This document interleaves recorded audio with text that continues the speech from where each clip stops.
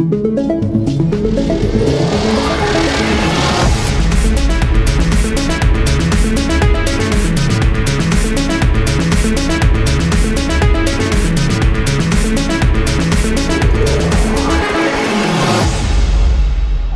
I'm Josh Gonzalez, and welcome to Meld. This is a podcast where I have in-depth conversations with some of the brightest people in the known universe. My aim is to spark deep conversations around interesting topics to find the tools, tactics, and philosophies that we can all use in our daily and creative lives. In this episode, I sat down with Avi Grondin.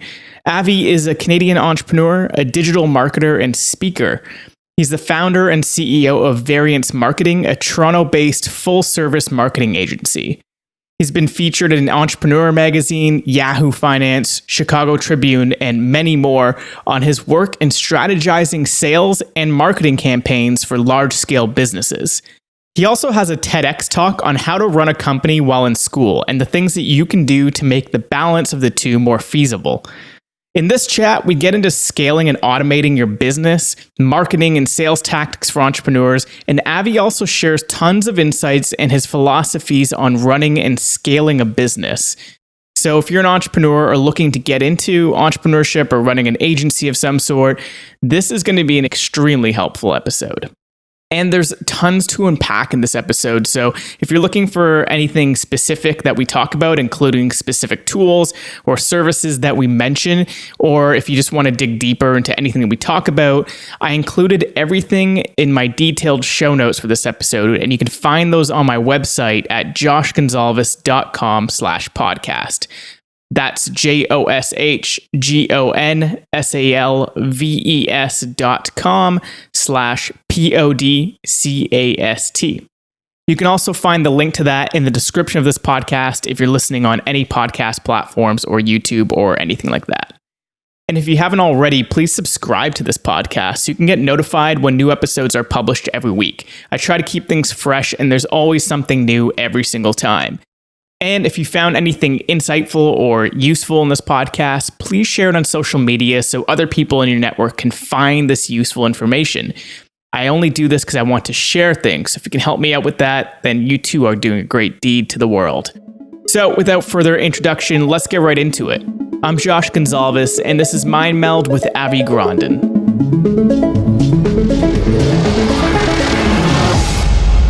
Avi, thanks so much for coming on Meld, man. It's been a while. I'm so excited to have you on here. Yeah, no, I appreciate you having me, and definitely a pleasure. I would love to be on this podcast. I've listened to a few of the episodes already. Absolutely great content, gotta say, man. So, when you asked me to be a part of it, I definitely wanted to be a part of it with, a sprint mindset instead of a walking one, I guess. Nice. Well, that's kind of where you're at right now, right? You got foot on the gas during all of lockdown. I saw you still just like grinding and going for it, right? So we were talking about that a little bit before too, of just like being in that mindset of like go, go, go and not letting up during this time. And yeah, it's like a lot of people will take the time to kind of just take it easy because the ecosystem of the world right now is very slow paced. So because of the, the environmental issues and, COVID and whatnot. So not being that person and being the type of person that would just is a go-getter trying to get ahead, that is the perfect time. Think about it. The world just slowed down. The world's slowing down. It's now your time to speed up. You speed up, you're ahead. You're ahead of the curve. And, I really took the time during COVID to work on our ops, do a lot of new internal process development, hire new teammates. Like it's been crazy. And we've been growing. Well, it's awesome. I would love for you to kind of explain for anyone listening to who obviously don't really know about Variance Marketing, what you do, but it makes sense that a digital marketing firm like yourselves, you guys are going to get busier during this time because everyone's now going online. They want more online experiences. They want better online experiences. And obviously they need an agency to do that because a lot of people and a lot of these companies just don't have the in-house experience to do it. So why don't you go and kind of explain a little bit about Variance Marketing, what you do, and your story of how you kind of started the agency? I'll tell a little bit about my personal story here and then kind of get into the whole like Variance branch. So basically I've actually was born in California.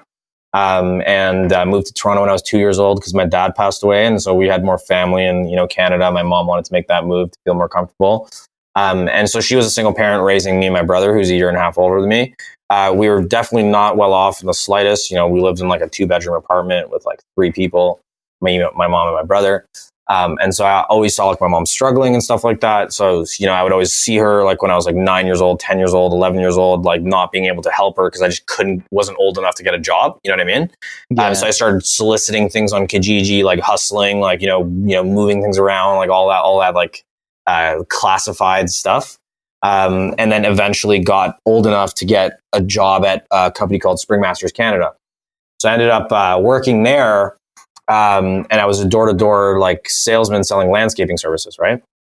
And so that kind of got me lots of experience with sales, direct sales, built lots of thick skin, moved on to a lot of other sales roles, ended up doing odd jobs like, stock boys, stuff, etc.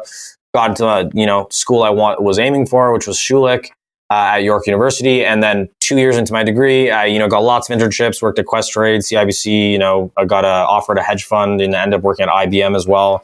7 months into my role at IBM, which is in second year of university, I like learned everything there was to know about the company.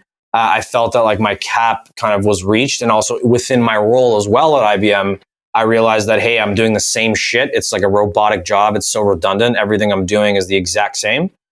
In which case I asked my manager for more work. He was giving me the same crap. So I decided to quit and open up Vinicci Valet, which was my first take at entrepreneurship. And I said, you know what? I've had enough jobs to kind of have a pulse on what working full time and like, I wanted to be an investment banker, so I wanted to work in finance, right? So I had a pulse on what that looked like over the last couple jobs, and then realized, you know what? Like, I think I can make more money and make a larger impact. And also, I had that friction of like, hey, you need to help your mom because she's been struggling for so many years. So it's about time that you can give back. And so I have this like fire under my ass a little bit, right? Because she's 62 now, and I want to give back to her as soon as I can. Because I attribute a lot of my success to her. So, but bottom line, like in terms of like variance marketing. So what happened was that Vinicci ran that for about 8 to 9 months. Learned a lot about marketing and SEO in the process of building that company. And then we actually scaled that company to about 35 valet drivers. Great company, lots of liability, of course, insurance premiums, X, Y, Z, like lots of headaches. But other than that, one day, one of our trade show clients, we were doing like a quarterly trade show for. They basically saw our Instagram, which wasn't the nicest, to be honest with you. Looking back in retrospect, it's like, but bottom line, it's like they saw our Instagram and they said, "Hey, we saw that you guys have a good valet Instagram. We'd love for you to manage our Instagram for our trade show." I'm like, "Whoa, light bulb! I'm going to charge this lady and make money and do and erect this new business called Variance Marketing." Is exactly what I did. And it's funny because we took on that custom project which had nothing to do with SEO. And Variance was built upon the idea of SEO. Now it's multi-pronged. We're like full service agency, but we have 26 staff members in North America. But it's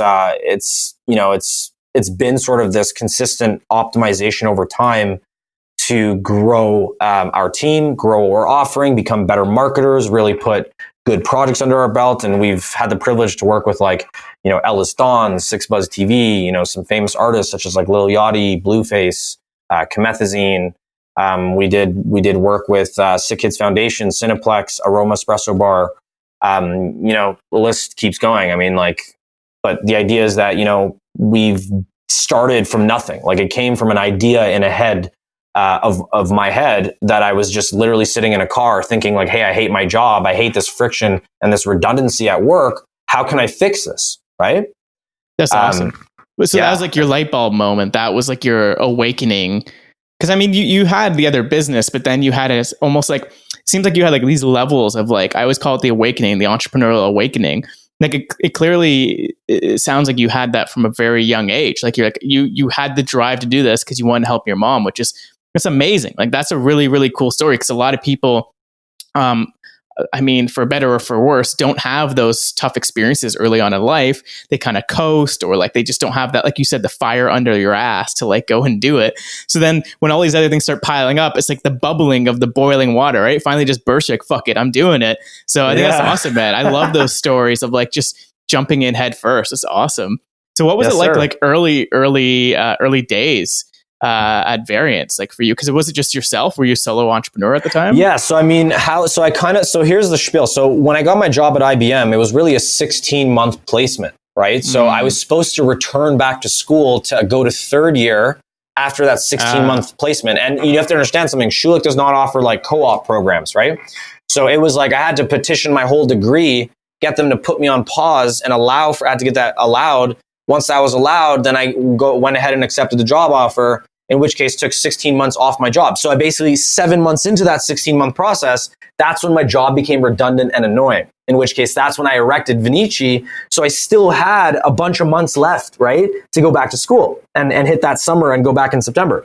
So I erected that business in that gap so that I would have, enough time to essentially like basically erect it large enough so that we can have an office, have staff, be a little bit away from the business. And I was also implementing lots of like software implementations such as TimeStation, which, allows people to clock in, clock out of work based on their geolocation. So I didn't have to necessarily be at the actual shift or at the venue or location or wherever we're doing the valet.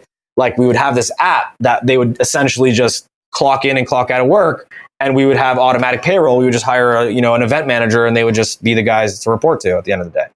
That's awesome. So you're finding ways of like automating things early on. What have you done like now with Variance to like automate a lot of this stuff? Because I know you've like hired a lot of people. You have a lot of outside agencies that work with you, yep.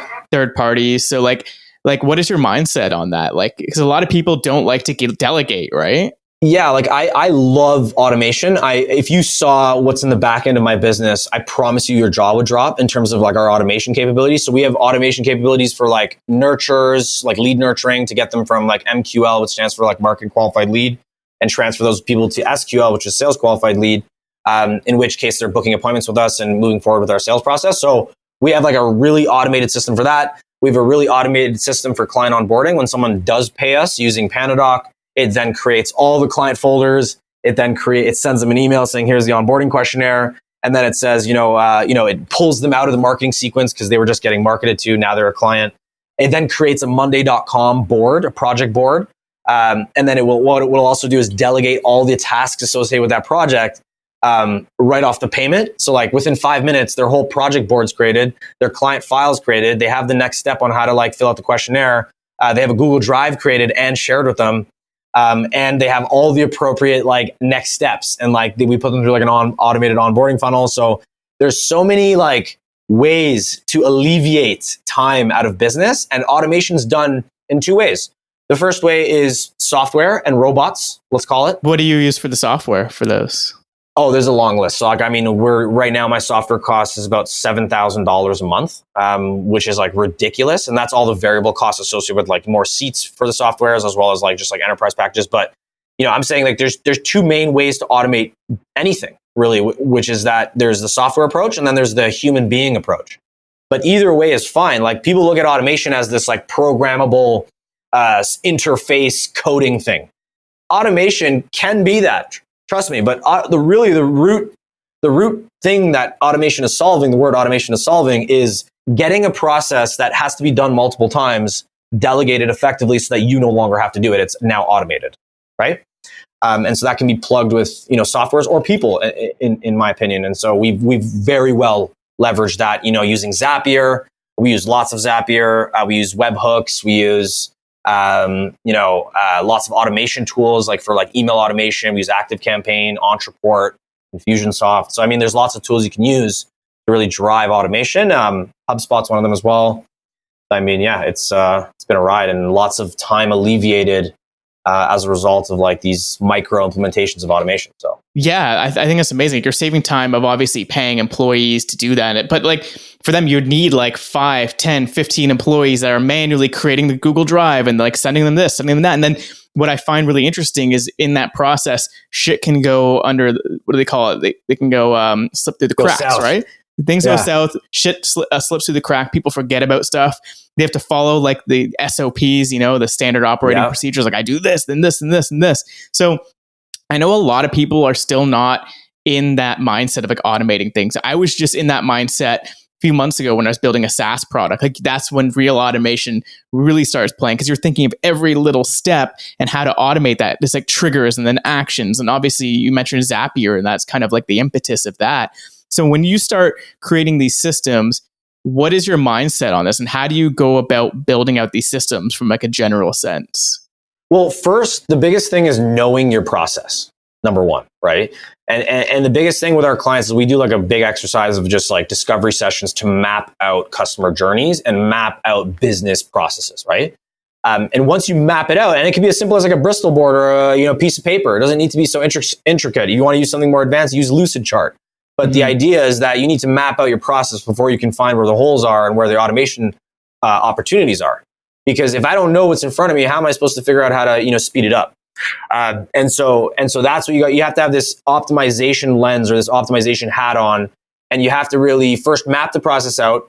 And then what we do is we look for all the holes in that system. So, and this is where I've noticed over the years, we've worked on like over 400 different marketing plans over the last couple of years. Like it's been absolutely amazing. We're grateful for the opportunity. So I have lots of marketing application knowledge specific to multiple different industries. So, and when you look at like the way people approach mapping out their processes and automation, it's like they're not even leveraging the existing softwares they're currently using. Like half the time people are like using specific softwares and they're not going deep into those softwares and like amplifying those softwares with like Zapier and stuff.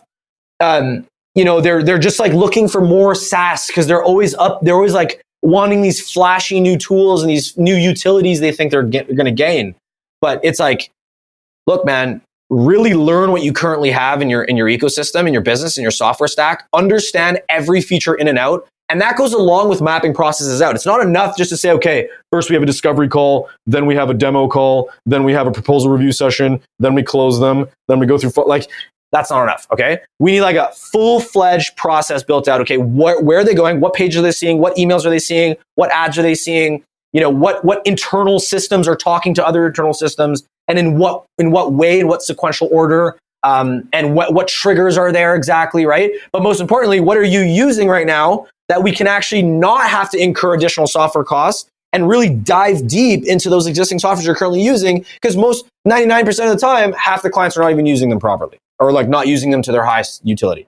So you would go and be like, okay, their client A is using ActiveCampaign, and then helping them leverage that instead of be like, hey, you should use like MailerLite or whatever other email marketing app there's. You just find out what they're already using.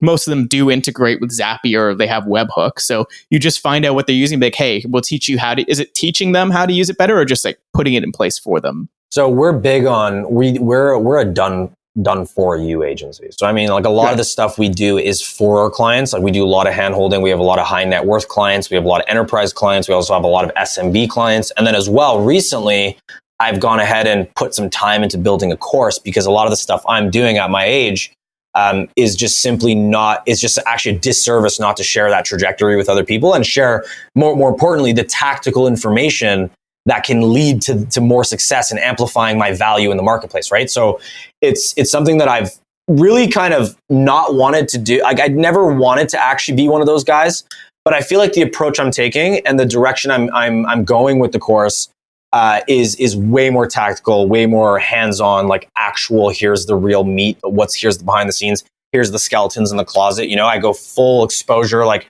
nothing to hide. Like I give you my deepest, darkest secrets in the space. And so that's something that I'm working on now, in which case, I have a whole like plan built out, in which case I'm going to do a lot more content, etc. So, tying it back to the whole automation spiel, it's like, sometimes it depends on the process, right? Like if you're selling a course, different kind of automation capabilities required, right? You're selling, a service, might be completely different, might need more hands-on manual approaches on top of the automation. So it really just depends. Yeah, and I love the idea of doing the course as like the course itself being an automation, right? Because it's automating you going through that process of like your entire beginning and end. Here's how you do it all, instead of you like every time, oh, hey Josh, let me explain it to you. Okay, Bob, I'm gonna explain it to you. Like you don't have to have like these webinars every time, or like I guess back in the day you would have to go into offices and give like these seminars and teach them how to do it. But now with video, you could just record it. Here's everything you need to know. It's on demand, watch it anytime you want, and you can learn everything. And what I love about it is you're definitely coming at it from like an abundance mindset. Cause like you said, a lot of people would want to hide that stuff. Like, oh, like these are my secrets. And like, I don't want other people to know, then I'm going to lose clients or they're going to steal my clients. But clearly, like, we have a lot of fucking clients. Buy my course now. You can also get clients like wherever you are. Like there's an abundance of clients and people who need this type of service right now. That's why, that's one of the reasons why I really wanted to have you on here, because especially after I saw you post that course, like there's a lot of good tactical information. So maybe we can get into a little bit of it. And obviously if people want to dive deeper, you have a free version and then eventually you're doing like V1. So yeah. And so let's talk about, because we didn't record this. We're chatting about this before, about your mindset about launching this stuff. So maybe you can kind of like repeat that, like what you're talking about, like how you want to just ship a V1 and then just kind of iterate on that, and what your mindset is on that. Yeah. So to that point, I mean, we did have a good discussion before about that. So a lot of people, like, when they launch a product, whether it's a service, a product, could be anything, could be a course, doesn't really matter. They get in this like I know people right now that are launching this luxury men's boot company, and they're trying to go with this whole like, I need to be perfect. Every single thing needs to be perfect. Like the way we do our influencer marketing needs to be secretive. We need to be having influencers comment on other influencers. Hey, what are you wearing? And then them responding saying, oh, I'm wearing this brand. Like you don't even actually like, just so much attempt to perfect the thing. But here's what people don't realize, and this actually applies to life. So I'm first talking about the product launch side of it, and then bring that back to like entrepreneurship as a whole.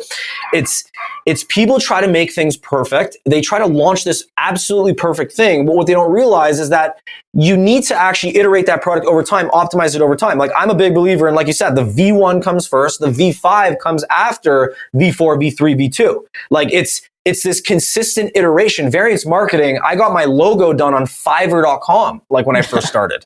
Right? Like, is that the logo we have now? No, I have a full-time designer that rebranded us, right? And that's what I'm talking about. So there's that V1 aspect and there's that V5 aspect. And so with anything you launch, you must have that approach. And so in that way, you can gain traction early enough. You can iterate early enough. You can also, first of all, pre-sell half the stuff. Like I haven't even finished my course, for example. I'll give you an example of like a pre-sale aspect. So like, I haven't finished my course. Or for example, let's say I was launching a SaaS company. I could not have finished my app yet, right? It doesn't matter, whatever you're launching could not be finished yet. But the idea is that if you can launch a V1 version or some kind of release of it to then get people that are avid fans of that thing to then say, okay, you know what, when the next thing comes out, I'm in, let me buy it now to lock in this early bird price. You know, it's very... Give them an incentive too, yeah. Exactly. And then to your point of the free course, that's why I put the TDB teaser out. Because it's like, you have this awesome teaser that is like literally 6 hours worth of content, and it's going to change the game. Like I literally go over how to hire a team of 10 working full-time 40-hour weeks for $2,000 a month US. That's a team of 10 people for 40 hours a week. That's 400 hours of input into your business per week for $2,000 a month. That's $500 a week. It's nothing. And I teach you how to do it end to end in the course. Next thing I teach you how to book 15 to 25 appointments on your calendar on autopilot every week. Next thing I teach you, that is huge. Yeah. I'm not even going to go through the curriculum. It's just like, and that's just the free one, right? And the goal with the free one is to say, hey, marketplace, I have this free piece of value that I want to prove myself to you. I've done this shit. I've been doing this shit. You know what I mean? Let me prove that to you in this quick 6 hour piece of content. Okay. And then that's what I do. And then what happens is they gain so much value in that 6 hour in that 6 hour course, that when they get to that final video that says, hey, beta user access to the main course that's going to be launching in about 120 days. You know, when they get to that last video, I'm giving them this one-time offer saying, hey, because you went through this course, because you've ingested this free content, and now you know who I am and what I'm capable of doing and what I've done for my agency and other clients, it's like you now are in this position to say, okay, look, I'm willing to pay the $997 for the pre-launch so that I don't have to pay the $3,000 US in 120 days when this course is out. Like it's that indoctrination, that nurturing, that trust development that is what gets you to that last piece to say, you know what, let me pull the trigger right now on the pre-launch. And then I haven't even I haven't even fucking finished the course, man. So what I'm doing is I'm literally saying, okay, look, I'm even opening the floor up for questions to say, hey, if there's anything specific you want in the course as well, curriculum's fully outlined already. I'm still plowing through it, but hey, there's still time to get some additions in there. So I involve my users. I put them in a Facebook group. I activate them. I engage them, right? And so that's how pre-launches are done. Maybe not for courses. SaaS companies, a little different approach, but it must be done like that. V1 is not V5. So, and then now let's tie that back to entrepreneurship. So a lot of people think they need to be this perfect guru, right? Yeah. They need to, they say, oh my God, I'm going to work for 10 years, 15 years as a financial advisor. And then I'm going to open up my own practice. Or, I'm going to work, 15 years as a account manager at a digital marketing agency. And then I'm going to be this guru. So then I'll be okay to open my shit, which in reality is absolutely the worst approach, because it's like a fucking root, right? Imagine you have a seed that's growing in the soil. It's growing up through the soil. It comes and it hits a rock, right? Is that flower just going to die? No, it's going to grow around that rock until it goes up again, hits another rock, and then it grows around that rock again until it breaks the surface. When it breaks the surface, that is when it's the guru. That is when it's the flower. That is when it's life on earth. Does that make sense? So you thinking that you're going to break the surface and then start the business is honestly not the approach, because the idea of going around rocks, facing obstacles, trial and error, failing, becoming that pro is what makes you break that surface and become that guru. So there's no such thing as V5s anymore, guys. It's V1 from the start. Start something, make a Fiverr logo, start from something small, and then grow that over time and reiterate and look for holes in the business. Always map your stuff out, always know where the holes are, and always consistently look to optimize those holes. It's the only way to consistently make more money. Man, that's it. Like, that's key right there. That philosophy is massive. I love the analogy of like the root and going up. And a lot of people, they try to visualize that. And the best way that I visualized it, especially in like we talked about this before, my business in like virtual reality, which is like, that's going to be a long fucking time to grow. Like, before people are even using VR, AR. So my analogy has always been, it's very similar to yours, but it's like a bamboo root. People fucking don't realize bamboos, it takes like fucking years just for it to root. Nothing comes up for years. It's like literally you don't see shit. It's just the roots growing. And then what happens is within about a week, the bamboo grows fucking 20 feet within a week. Wow. Like, talk about growth, man. Yes, I love that. Yeah, that ties back to employees versus entrepreneurs. I read this book called The Millionaire Fast Lane by MJ DeMarco. I love that book. Great Very book. good. Okay, so it really talks about like the sidewalk and then the fast lane, right? Yes. And what it really is referring to in that process is, look, if you're going to be an employee, you can always predict how much money you're going to make in the next 5 to 10 years, because you know that every promotion you get, you might get 16% more income. You can actually predict by knowing what those organizational leaps or those cross-organizational leaps are going to bring you in your compensation. Whereas entrepreneurship is the only one where it's not linear. It doesn't go up like that. It goes up, down, and then up, and then down, right? So the idea is that it's exponential growth. You don't know how much you're going to make. It's all about the input. If you put so much more input in, like, it's like that treehouse analogy. You spend an hour a day building a treehouse for 365 days. Trust me, my friend, you're going to have a gorgeous fucking treehouse in a year. Okay. Now, if you spend 7 hours a day building that treehouse, okay, every single day for 365 days, that treehouse is going to have LCD flat screens. It's going to be built. Like, oh, trust me, it's going to be even better, right? And so the idea is that input equals output, and that is the entrepreneur mindset, right? It's yeah. I respect employees. I love employees. I completely understand why people would want to be an employee. It's just that when you look at the compensation potential, there is no such thing as a billionaire that's an employee, number one. And number two, the exponential growth, the ability to make $100,000 next month if you play your cards right, is just not feasible with being an employee. It's just not. It's just simply not, right? Like, you can have side investments and things, but you're not going to be able to predictably input a certain amount of hours or input a certain amount of activities to then get that output of, hey, I potentially just put myself in a position to make $150K this month, And totally. And it's just harder, at least. Or like, maybe it's possible. I don't know. Maybe you're high up in Facebook making, millions and millions of dollars. But like I said, there's no such thing as a billionaire employee. No. And it might be like if you're like a employee number 1 or 2, like you said, at Facebook, and you have stock options, but that's leverage, right? That's not like from earning. You're talking like you're building out these systems. Like you talked about, like having 30 sales calls a week. Like if you have a pretty good closing rate on those sales, like you're guaranteed, you're just reverse engineering how much money you want to make. You want to make 100K this month. Okay, how many calls do you need to do? How many people do you need to reach out to? How many ads do you need to put in front of people? But then the other thing you brought up, and I always love to ask people this because I'm more of like the creative entrepreneur, in the sense that, you know, you can be distracted and want to do multiple things. Have you ever had that? Like you want to do, it seems like for you, variance is like your one thing. So is it possible? You talked about that energy of like, you put a certain amount of time in, you're going to get your results out. So if you have more than one project, people, like even for myself, like this podcast takes time, but it has other output. So do you think it's possible to have more than one project going on? And I just want to know your thoughts on that, of having more than one project or business. 100%. I think it's feasible. I also believe in laser focus. Don't get me wrong. I'm 100% so there's, and here's what I have to say to entrepreneurs listening to this, okay? Or even just people that are not necessarily entrepreneurs, right? In the beginning, you must have laser focus. You must be focusing on one thing, because that is the only way to get that one thing to a stage where you now have teammates and you now have automations and you now have less time requirements to then go ahead and focus on other entrepreneurial pursuits. And so when it comes down to it, I'm currently, I don't know if you know this, I just got licensed to open 75 legal cannabis retail dispensaries. Yeah, in Ontario. Yeah, so we have this brand that we're erecting, me and my partner, Laren Benzet. Shout out Laren. He is going to, so we are partnered together in erecting this brand called Modern Day Cannabis. So this is another focus that I'm going to be having. So we actually recently got our license, so that's been completely like solidified now.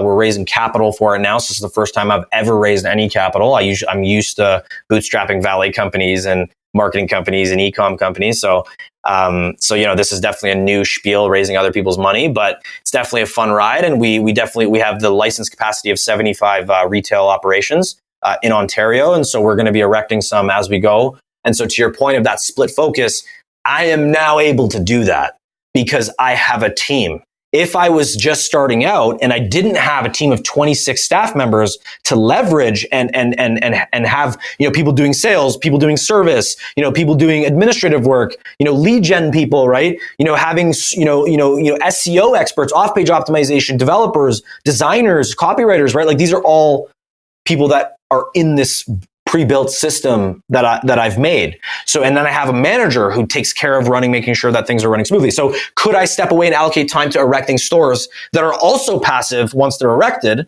It is definitely something I can free up as you hit that stage. So to every entrepreneur listening, there's no such thing as multi-focus entrepreneurial pursuits in the early days. When you're like quite literally just you, don't be doing things that are, in my opinion, at least, don't be doing things that are like, you know, multifaceted. If it's like, if your podcast, for example, is a fantastic idea, of an example of you leveraging another medium to not only amplify that medium, but also amplify the existing one you have, which is your business, right? It's going to drive more business connections, right? So that would make sense. Now, if you look at some people who, for example, me, if I went after like a marketing agency and like an e-com company, that might make sense because to do the e-com, I need marketing experience, right? Totally. Now, if I'm doing a marketing company and a cannabis dispensary chain right out the gate, it makes no sense. I'm spreading myself too thin. There's no way I can erect both. And if I do, they'll both be half-assed. So I'm a big believer in the beginning days to say, okay, look, focus on your craft, focus on what you're doing, get it to that stage. Once it's in that stage, the money's going to be made. So you can move on and allocate your time into other, you know, plausible ideas that might make sense.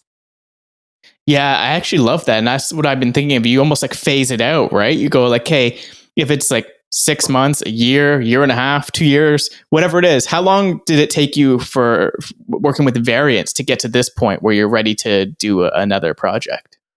Well, Variance is a little bit of an interesting situation because, like I said, I had to return back to school after. So let's just finish up that story because that story will explain a lot of the things that we're currently going over. So after that, like, when I had to return back to school, I actually erected Variance at that time due to that trade show person, right?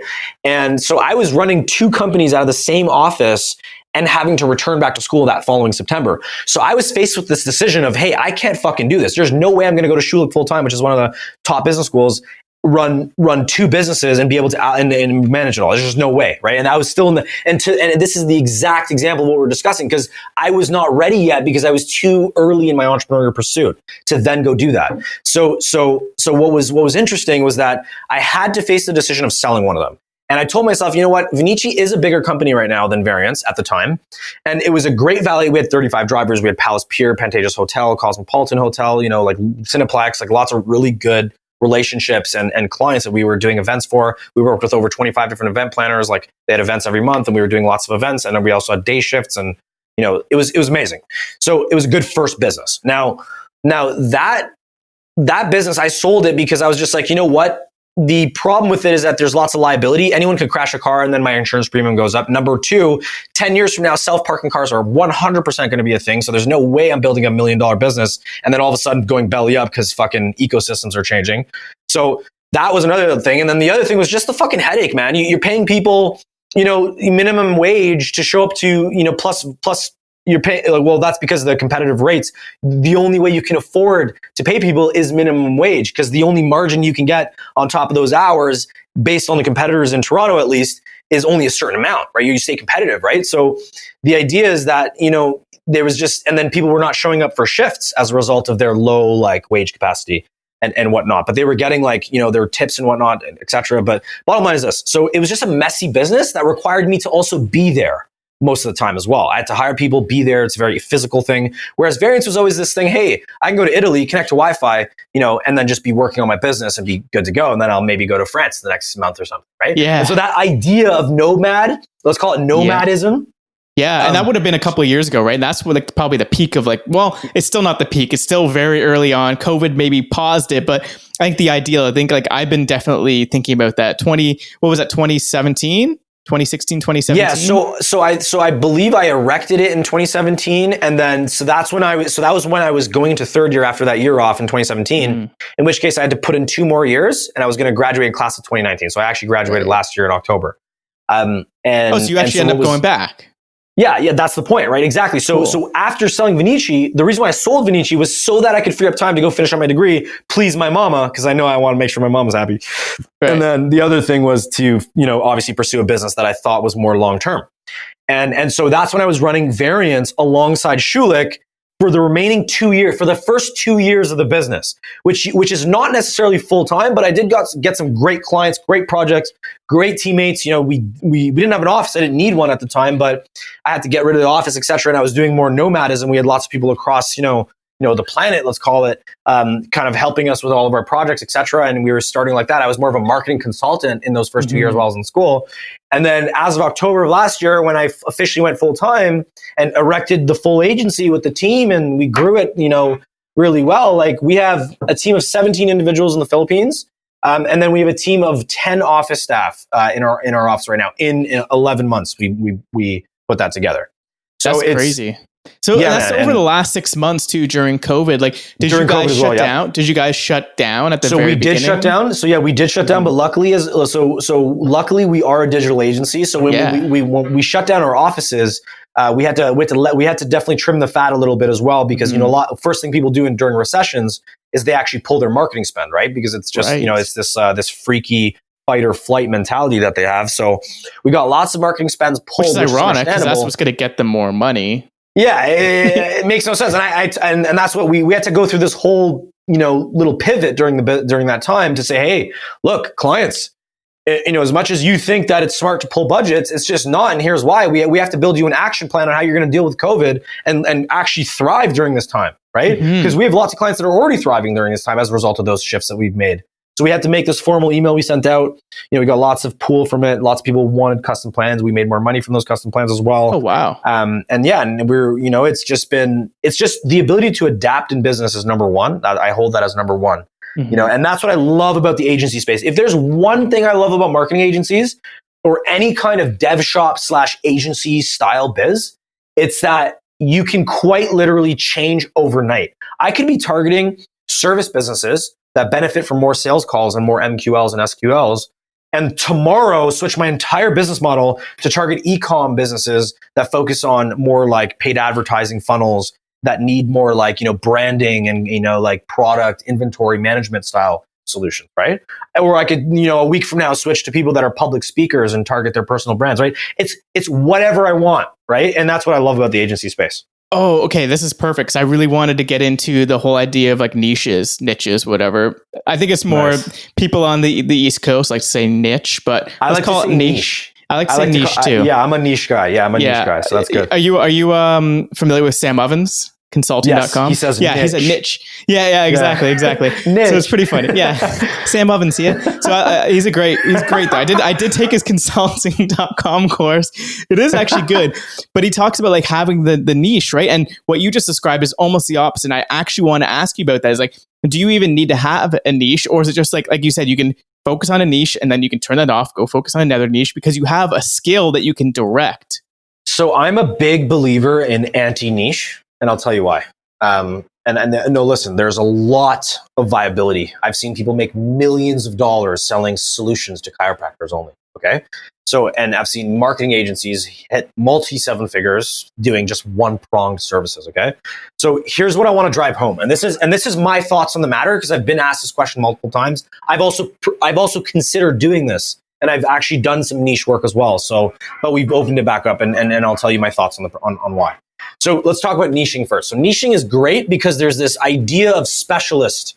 You're perceived as this specialized firm or team that's able to do this exact solution. So for example, would I go for a marketing agency if I was looking for Facebook ads, or would I go for a paid advertising Facebook performance agency, right? For example, right? So that's that specialist approach. I might go for these guys just because I think they might be better at ads. But here's where people don't. First of all, okay, let's talk about a drawback of specializing is that you don't realize that there's more to marketing than just your single pronged thing that you're doing in that flywheel process, right? You have this tiny little thing that you're doing. Sure, you're niching. You can scale your business as a result because you're doing one offer one time. You're just scaling that out, but you're not going to end up helping your clients to the degree that you actually could, should you be in full ownership and classified as like their CMO or like their outsourced, team or whatever that has their full ecosystem and interest. And what's interesting, and here's what we've done, and I'm going to tell you now, I'm a big believer in niching, but not by industry, rather by service. Okay. So Variance Marketing does not offer, so we have 4 things that we do. We do website design. And so we'll do end-to-end custom web solutions, can get very technical and get very brandy and beautiful. And then we also have SEO, which is the process of getting you to the first page of Google. So that's or inorganic search, which is a massive, massive, massive service that can make lots of money for any agency out there. And then you have Dealflow. We coined it Dealflow. It's basically our paid advertising and sales funnel solution that's tied into their database, pulls their Zapier zaps, has this whole MQL nurturing system included into it. So you have to understand something. And then we have our custom plan clients, which are our enterprise brands. Okay. So let me break this down to you and why it's more profitable to not niche in the long run. Okay. So it can be, and don't get me wrong, I know people doing this crazy well, and I don't want to discount or discredit niching because it is a viable solution. You do have that specialist approach. You can build it on your website. You can build that in your decks. You can build that in your sales. It's this perception that, hey, 100 other chiropractors are doing this. Why wouldn't I opt in? Right. And so there's that no-brainer approach to specializing, which I 100% love. And we've done that and we've made lots of money doing that. Okay. Now, the reason why I don't like it is because it doesn't allow you to get these massive enterprise deals. Okay. So you're not going to ever get a massive Ellis Dawn or a large scale Cineplex Odeon or like Aroma Espresso Bar doing a large scale, SEO contract, increasing their search visibility by 25% in 6 months, across North America, these are massive contracts that just simply don't land on the desk of specialists because they're just more multi-pronged. Okay. And they require a holistic overview and understanding. Now, this doesn't necessarily apply to other industries. I'm specifically talking about marketing now. Okay. And so the reason why I love, and don't get me wrong, not to say that enterprise companies won't hire a niche agency. That is completely not to say that it's not the case. But my point is this: agencies respect people who understand the micro deliverables within a process, and then also the overall objectives and the process to get to those objectives, regardless of what tools are required, regardless of what systems and sales processes are required. And so what I found in working in like multiple industries and hundreds of different businesses is that people don't actually have a marketing problem. They don't have a marketing problem. They have a business problem. 99% of the time, the reason why these businesses are not doing well in their marketing, why they're seeking consulting and help, is because they don't have a good business process. Their business process is not well aligned with the marketing initiatives. The marketing initiatives, marketing is this. This is marketing in a nutshell. I'll tell you right now. It's making a bodacious claim, making a big claim in the marketplace. If I was a dentist, I might say, hey, I'll make your teeth whiter in 30 days or your money back. Or if I'm an accountant, I'll say, hey, I'll make you, 25% more tax efficient your next return within the first, 120 days of me doing your bookkeeping or whatever, right? Or me, I'll take you from zero to, 700K in ARR within the first 12 months of working together, right? So with our 5-step scale system, right? So it really just depends on this bodacious claim you're making. When you make this claim, all marketing is making a claim and then backing up the claim. That's all marketing is, okay? Straight up. That is all it is. And in the process of making a claim and backing it up and nurturing people and giving value along that journey, you will get buyers for anything. Products, services, SaaS, it doesn't matter. It's the process of nurturing MQLs into SQLs. And those SQLs might be auto purchasing SQLs. It doesn't necessarily need to be an SQL that's like, oh, I need to book a call with this guy and hop on the phone and slam dunk the close. This could be an SQL. What kind of automated systems do we have to transfer that SQL to a buyer, right? In my SaaS company or in this automated solution or whatever, right? And so we tend to find that the conversion process is usually the problem, not the hooks in the ocean. Marketing is all about putting hooks in the ocean, getting people in, reeling them in, nurturing them, giving them as much value as you can, nurturing them, giving them that proof in the pudding that, hey, you're in good hands. Look at my Google reviews. Look at my case studies. Look at what we got. Look what we've done for these people. Look what I can do for you. Look at these case studies, right? And that's that proof in the pudding to get them to buy. And then we have that, give them an offer to make it a no-brainer. So with any business, it's usually not the inbound, oh, let me solicit ads and get the cost per click lower, right? Like it's not that. It's what process are you putting people through to actually close them? And so let's build that process first, and then let's go throw some hooks in the ocean, right? And so that's how we work with our clients. And so when it comes down to, and sorry, I just got a little bit sidetracked here, but to tie it back to what we were just talking about. We were mentioned. What were we just saying? I want to tie this back. Tying it back to niching versus going broad. Basically, tying it back to niching and going broad. It's really like, look, you have the ability to niche or go broad. They're both great options. Now, what I found from my business is packaging that conversion process that I've personally noticed that 97% of businesses are currently inadequate at. Packaging that conversion process plus the marketing initiatives associated, the monthly marketing that we do, into a system that's built for companies that can book more calls, right? Like I don't niche by industry. I don't niche by service. I niche by what is the end KPI and can that client benefit from that end KPI? So for example, our Dealflow programs only benefit people who can benefit from more free trials or can benefit from more calls on their calendar, more sales appointments. If you cannot benefit from those two KPIs, we don't take you on our Dealflow plans because it's just not built for you. Right? And so that is the epitome of niching. You want to niche? Do it that way. Because at the end of the day, this is such a competitive ecosystem. You're going to have dentists, chiropractors, your Uncle Sally's friend. You're going to have so many people reaching out to you saying, hey, I need your marketing once you're classified as this guru in their eyes. Right? Totally. Over time, so niche by, what I'm kind of hearing is like niching by desired result. Yes. Niche by desired result or niche by the problem you solve. Right? So, and a lot of people take niching overboard. It's like, congratulations, you're a marketing agency for spas. Now, what if you were this agency that was, still working with SMBs, but taking enterprise level strategies and bringing those to the SMB and packaging it in a way that leads to such micro efficiency in their marketing dollars.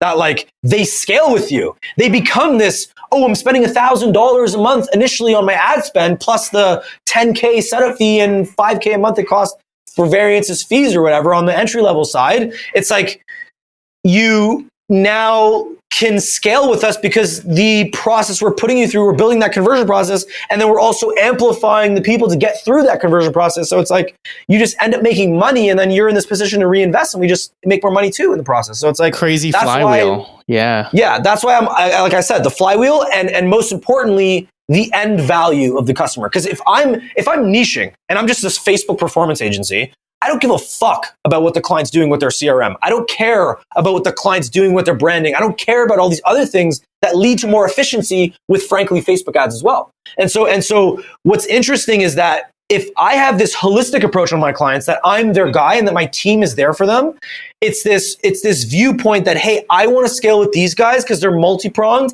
and I feel like they got more tricks up their sleeve to eventually help me more, right? Yeah. And so you get that LTV from your customers as well. You get that lifetime value, which is them purchasing more services, right? I don't care if you buy one pilot program with me. Like that's me showcasing my capabilities. And then after you know what I'm able to do for you with a little bit of spend, the ideology is, hey, let's maximize that, right? Yeah.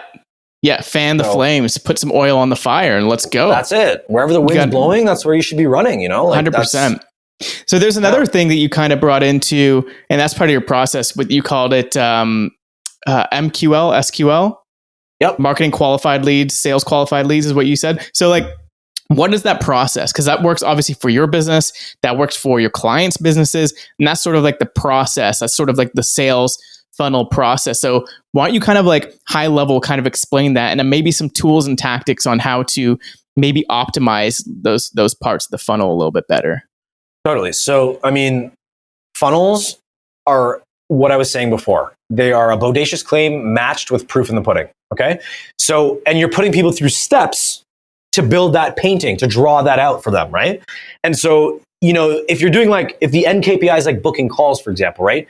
You obviously want to map out what you're offering. You have to give value up front to that customer. So there's always top of funnel content, mid funnel content, and then bottom of funnel content. Okay. You know, there's that tofu, mofu, bofu bullshit. Okay. I don't go by that stuff, but it's top of funnel content, middle funnel content, bottom of funnel content. Okay. Now, top of funnel content you might have 3 to 4 landing pages and 3 to 4 email sequences dedicated to that piece, just to get those initial people some value up front to hook them in, and then consistently nurture those people to get them to mid funnel, in which case you're now giving them trainings, and now you're giving them more deep dive analyses. You're now involving them in your sales process a little bit. You might have had a disco call. You might have had like one of your reps reach out for a 15-minute discovery call to say, hey, I noticed you did all this stuff with us and I hope you like the trainings and stuff. I wanted to give you this free course free of charge. You know, by the end of the day, you know, if you end up liking it, we might be able to talk about some, you know, done for you agency services, right? In which case, you know, they now go, hey, I like these guys. They're also getting hit with our retargeting ads. They're getting hit with our nurture emails. They're quite literally being pushed through the entire process end to end until they get to this point where they're in BOFU, where they're in the bottom. And the bottom is all about conversion. And conversion is all about building a tremendous amount of social proof that you can do what you're saying you can do. And then as well, giving them offers to make them act right now. Okay. And so what that means is sometimes, like, for example, I'll give you just as a funnel we built the other day was for a large scale mortgage agent in Vancouver. They're like one of the top mortgage agents there, or should I say mortgage brokers. And basically, you know, for them, like, you know, you have this sense, we built a custom spreadsheet for them. Like we're doing a lead magnet for them, right? We were making this lead magnet for them. So they were giving away a webinar, free training and all that stuff. So we helped them, we executed that whole process for them. And then what we did was we built a secondary lead magnet for them to build that sense of time sensitivity, to build that sense of urgency in the conversion bottom of funnel part so that they can then get those calls booked right now so they can close them right now. And you have to have multi-pronged value that you add. And so what we did for them is we created what's called a purchase analyzer. And so what that spreadsheet's designed to do is taking all the revenue that a potential investment property might run you, take all the expenses, including like the gross margin ROI, like it'll include like, you know, the taxes, the, you know, like any like, you know, internal rent income, like, you know, expenses, utilities, etc. And then it spits out an ROI calculation at the end saying, with all these parameters in your investment property, you're going to earn this much ROI. Okay. And she's one of the biggest mortgage agents. So she's putting people in real estate loans to get that investment property. So what she says is, look, like if you're thinking about investment property right now, one of her retargeting ads in the bottom of funnel content piece is, I saw that you downloaded my trainings. I saw that you went through this whole process. You know what? I want to help you just like I helped Sally, Rick, all these pop-ups come up with, all these like case studies and actual proof. And then it says, you know what? I want to offer you this purchase analyzer should you book a call within the next, 24 hours. And then it has the link below. And then that builds that scarcity, that sense of urgency to say, you know what? I need to do this now because I am thinking of an investment property. And you know what? I need to get that purchase analyzer because I know how much that would actually help me right now, right? In my current search, right? And so thinking, and that's on a micro scale. Remember, we're taking an enterprise strategy, bringing it to an SMB, to a tiny company that might be earning like, anywhere between $50,000 a month to about, $200,000 a month. That's like our sweet spot. But then we also take on clients that are doing like even $10,000 a month, $15,000 a month, $20,000 a month. And the reason being is because, like I was telling you, which is that we're in control of the ecosystem. If I'm the one that's in control of generating your MQLs, nurturing your MQLs to SQLs, building your conversion process so that you can actually go ahead and close those SQLs, then what the hell do I need you for, really? So what I'll do is I'll take their ad spend, I'll build them this ecosystem, teach them how to close, run them through my course, give them that extra layer of consulting to make sure that, hey, this done for you program that, yes, my agency built for you, but here's this additional course to actually make sure you can run it properly and close. And we build them a sales script as well so that they can actually close these calls. What's interesting is that now we're reinvesting their money. We're amplifying them to like a $50,000 a month business and then a $100,000 a month business. Cool. And I literally have case study videos. I can't tell you this enough, man. Like I have a case study video right now of a guy named Chris Allenson who made $380,000 through Dealflow within his first 60 days of launch. Jeez, as an agency? $380,000. No, he runs an MIC. So he does like mortgage investment consulting. Okay. And so it's pretty much like he's like pooling capital, helping people deploy capital. And so he landed himself a $380,000 retainer with like a pretty large scale institutional investor. So it's that's crazy. Because the Dealflow doesn't have to be sales in that traditional sense. It could be Dealflow if you're maybe a startup looking for investment. Yeah, right? Exactly. And so here's what I want to drive home. And that's why I hate niching, my friend, because sometimes my clients' objectives might change. Right? They might say, hey, I need investment in this month, in which case I might swap their funnel to say, okay, let's get some investors. We can now run some outreach campaigns on LinkedIn, targeting investors, institutional investors, bring some people into the funnel that way, also run some ads. We can do some YouTube advertising, targeting investment channels, really harvest those users over, bring them over to our marketing campaign and really start deploying. And so there's lots of ways to go about it. And Dealflow is this customized process. But hey, once again, if you're not a SaaS company that can benefit from more free trials to your software, or if you're not a company that can benefit from more calls, just calls. It doesn't need to be sales calls. It can be investor calls. Could be hiring calls. Could be you hiring people and wanting more interviews on your calendar. It doesn't matter. If you want calls or if you want free trials, Dealflow is the right product for you. It literally scales businesses to do those KPIs. So I don't niche by industry. I niche by the end outcome. And hey, my job as the sales rep, if I'm hiring my sales reps or if I'm doing the sale myself, my job is to say, okay, does this client match this end KPI from my understanding, right? And if it does, sure, I'll pitch them and I'll go through the pitch. That's why we ask lots of qualifying questions at the beginning. Because if your end KPI is not free trials, or if it's not, more calls on your calendar, I cannot help you with Dealflow. Can I help you with SEO? Yes. Can I help you with website design? Of course. Right? Right. But these small, are you a custom plan where I'm doing Instagram verification and all these other things, like for custom plan clients? We do that, right? So we do PR runs and all these different things, but that's more for custom plan clients, which is the fourth category that's not packaged like the first three. Right? Right. You figure out what they need and you'll go through it. Yes. What I find really fucking interesting is because you're not niching, is all these different business types. Like you have to know the business quite intricately. Like you have to know so many different types of business. And it's, it's not just like one type of business. Like each business has its own requisites. They have their own target markets. They have their own way that they communicate with their people. So how do you do that? How do you stay on top of all that? Of like, if you're working with different types of businesses? I think, well, let's first talk about the note of working on multiple industries. I strongly believe in it, and I'll tell you why. It's because you have a wider application on marketing. So by you working in real estate, accounting, dentistry, chiropractors, like whatever, and you're working in hundreds of industries, like you just know, and you know how to and it equips you with this skill to be able to actually be a true consultant and say, you know what, this fits for you, right? You might be a franchise consultant, in which case you're trying to get people to open franchises for Tim Hortons and stuff, or McDonald's franchise, in which case, Facebook ads might not make sense for you, in which case we must make those customizations to the Dealflow plan so that it aligns with you, what your audience will be. Now, to answer your question of how do we do that well and how do we make sure we get results, it's all based on the intake process. If you don't have, we have this one thing called the offer builder. Okay. We put our clients through the offer builder. They literally have no idea what they're even selling. Okay. It's crazy. Our clients don't even know what they're selling. They think they're selling a service like plumbing, or they think they're selling a service like the management consulting, or they think they're selling a SaaS company selling this. They don't even know what they're selling because they haven't gone through the offer builder yet, in which case that tells them what they're selling. It tells them how to position it. It tells them how to quite literally, package their offering in such a micro, so much value packed into this micro, approach, this quick, bulletproof, this bullet point style answering questions on top of this long form questionnaire and a bunch of interviews that we do team to team. We really dissect the business. So trust me, when it comes to understanding industries, first of all, we tend to reach out to industries that we've already been working with, that we've mastered. Okay, so that is something that is that niching, not necessarily because that is multi-pronged, right? But I love reaching get out the results for them. We've proven to get the results. So, for example, we would be able to reach out to them, no problem. It's a no-brainer because we've done it. We just have to replicate the uni case. In which case, now the other side is back to the idea of niching by outcome. It's like the reason why you do that is so that you focus on the end value, right? I'm not selling you a method. I'm selling you an outcome.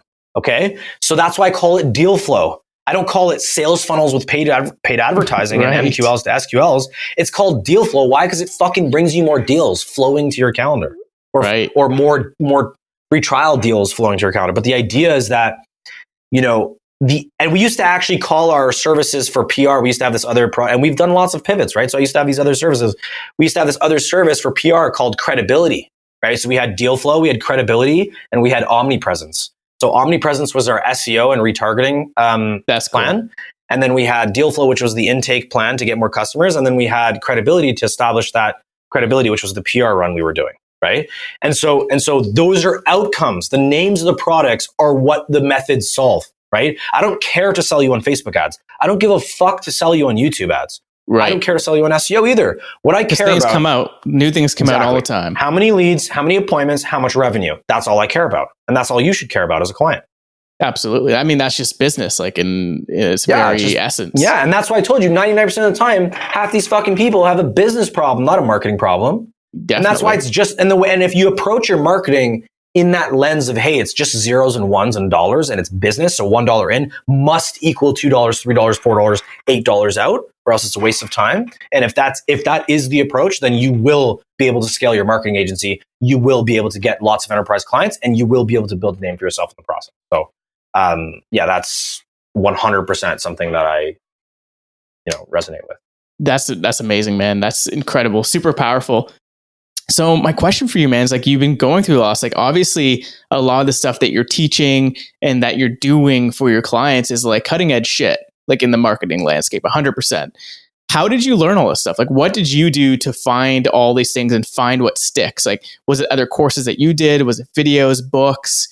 Tell me that process. Yeah, that's a great question. I mean, the biggest thing is I'm a big believer in education. So I constantly try to learn on YouTube, Google, and all that. I try to reach out to people on LinkedIn. Yeah, we'll go for coffees, get on calls, just shoot the shit with other entrepreneurs. That's why I'm entertaining the podcast. Love to network with you, pick your brain about things, get our relationship closer so that, if I ever need anything in your space, I can help you, and et cetera, back and forth, right? So 100%. I'm a big believer in that. And so education is number one. I learn through conversation. That is my number one, intake method. So I like to do more conversational style learning. Now, the biggest way I've learned in true honesty is honestly just trial and error. So if you can understand that business is quite literally just input equals output, that means that you attempting different things and trying different things and optimizing along the way, getting from V1 to V5 is quite literally just different trial and error, like you said, nodes in the network. It's just more nodes of you trial and erroring to get to V5. That's all it was. It wasn't like you just woke up with V5. It wasn't like you made this big plan to do a V5. It wasn't like this massive plan to say, okay, we're V1 now, guys. Let's go to V2. It was this process that turned you into V5 over time because of this constant iteration and optimization process.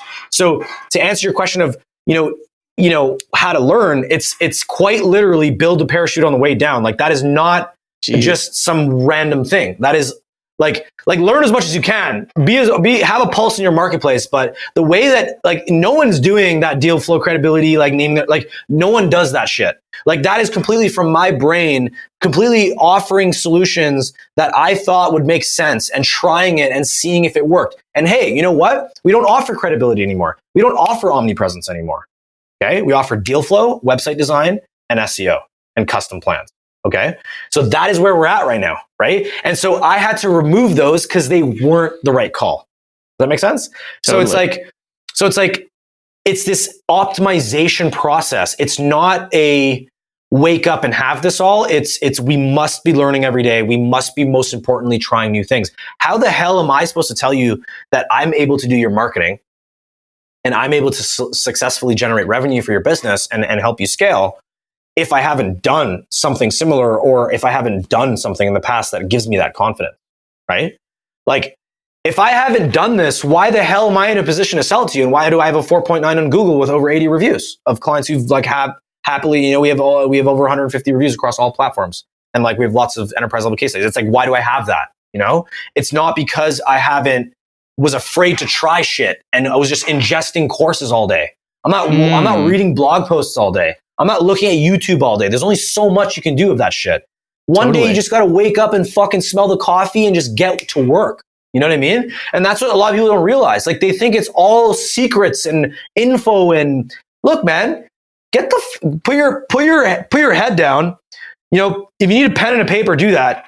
But just get to work and just try shit. And by trying shit, you will get to this position of, hey, I've tried this and this worked, or I've tried this and this didn't work. Let me not do that. So and then you get to V5 in the process of doing that. So it's just this mindset you need to have. And so that's why I tend to tell people that, hey, it's not, business is so multi-pronged. It's a system that you need to dedicate your life to. It's not a sprint. You're not going to create the next Facebook app and become a Mark Zuckerberg billionaire overnight. Hopefully that happens to you. I hope so, right? But real business in the real world, in not those anomaly scenarios, is you need to fucking put the time in and you need to learn from trial and error. Because to break that surface and go around those rocks and finally become that guru, you must have tried to go around the rocks and try shit, right? Doesn't just happen. You gotta physically, mentally do it. Yes. Yeah. So stop trying to become a guru with YouTube. Stop trying to become a guru with Google. Stop trying to become a guru with LinkedIn. Do your thing. Try as much as you can, but really focus on acting. Here's another analogy. A lot of people like to make to-do lists, right? Yeah. They make massive to-do lists. They think of something. Oh my God, it's going right in my to-do list right away, and they focus so much on perfecting this to-do list instead of fucking doing the things on the to-do list. 100%. Those people, they have this gorgeous to-do list, this gorgeous task management process, but it's what the fuck did you even do today? Where's the actual productivity, right? 100%. I resonate with that a lot. Yeah. And so it's really just do shit. Yeah. Just do shit and just stop talking about doing things and stop watching content and watch as much content as you need. But there's a cap to that shit. You really just have to put 14 hours a day in. It's quite literally just input equals output. Think about it like a treehouse. You're not building a business here. You're building a treehouse, right? Make it easy for yourself. You're not building this massive agent. You're not building this massive enterprise company with 500 employees. Stop thinking like that. We're building a treehouse, okay? And we're going to put an hour a day into building this treehouse. And we're going to do it for 365 days. That's the only catch. We must do it for 365 days, at least. Okay? Because what you're going to notice in that consistency, first of all, you fall in love with your business more. You fall in love with that treehouse more. You fall in love with that process more. You start allocating 2 hours a day instead of 1. You start allocating 3 hours a day instead of 2. You start allocating 5 hours a day instead of 3, right? And so that's the idea. So start with 1 hour a day. but do consistent days. Do it you're building this treehouse. It's as simple as that. So how nice can you build this treehouse? That's what you got to ask yourself.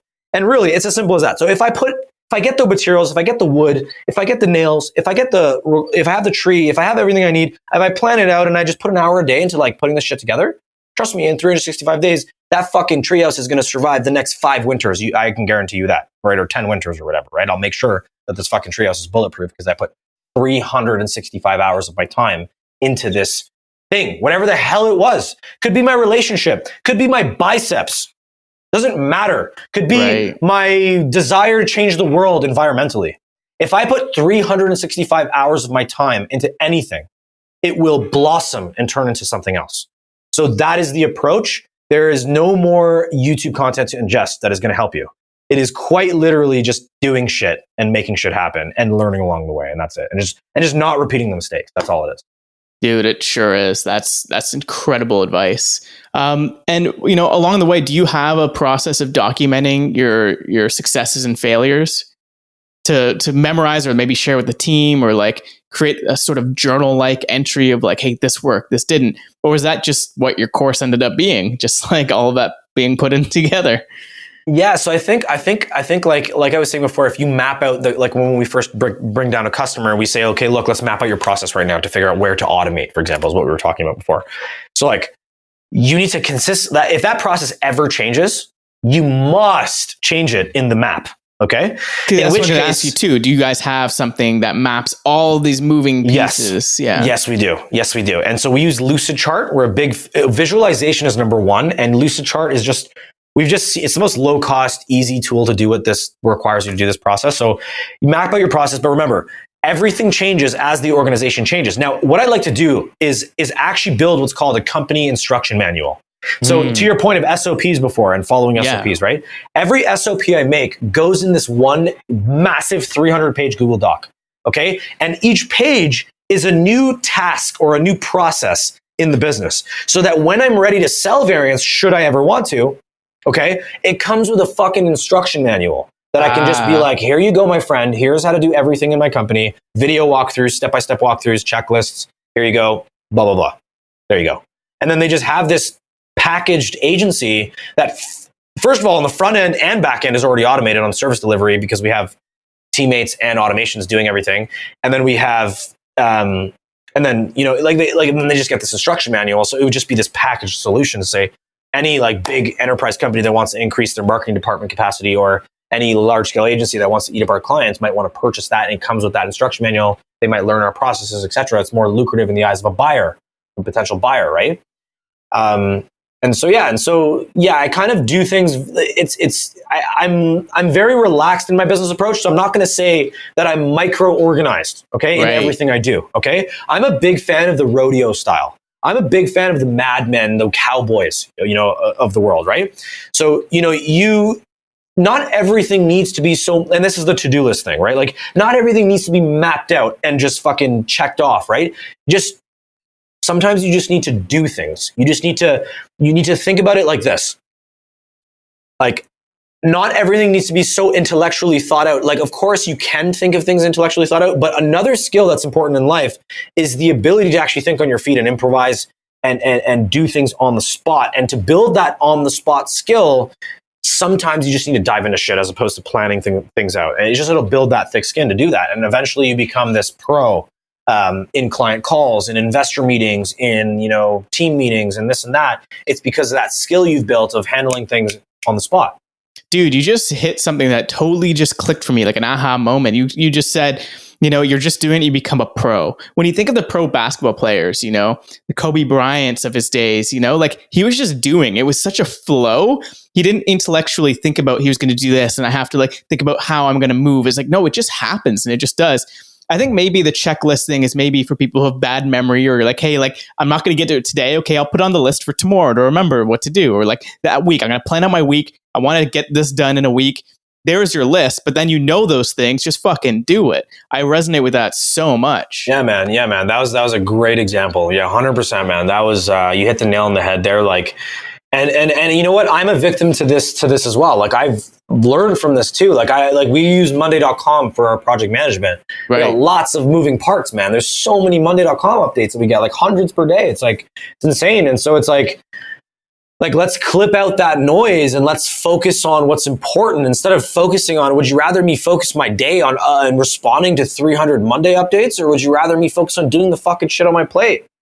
Right. So it's like, yeah, like that just ties into so many facets of life, and that goes beyond just business. It's like, sometimes you just need to try things, and you just need to you obviously think through as many things as possible, but sometimes just by diving in, you actually end up with the right solution. And it just came through on the spot, By just doing it, 100%. By just doing it, yeah. Yeah, I mean, like a lot of the things that are going to come out of like by just doing it, that's where innovation is going to come from. Because if you're just doing what other people are doing, like there's no real innovation there too, right? So yeah, and well, so doing what other people are doing. There's two approaches I have for that, which is that number one, if you're going from 0 to 1, meaning that you're planting a seed and growing a flower, so it went from nothing to something, right? 0 to 1, you're making an invention like the next Facebook app or the next blockchain company or whatever, is some kind of invention related thing. So that is a different approach. That is not even validated in the marketplace yet. You are running a tremendous risk as an entrepreneur, especially one that comes from a poor background with a single parent.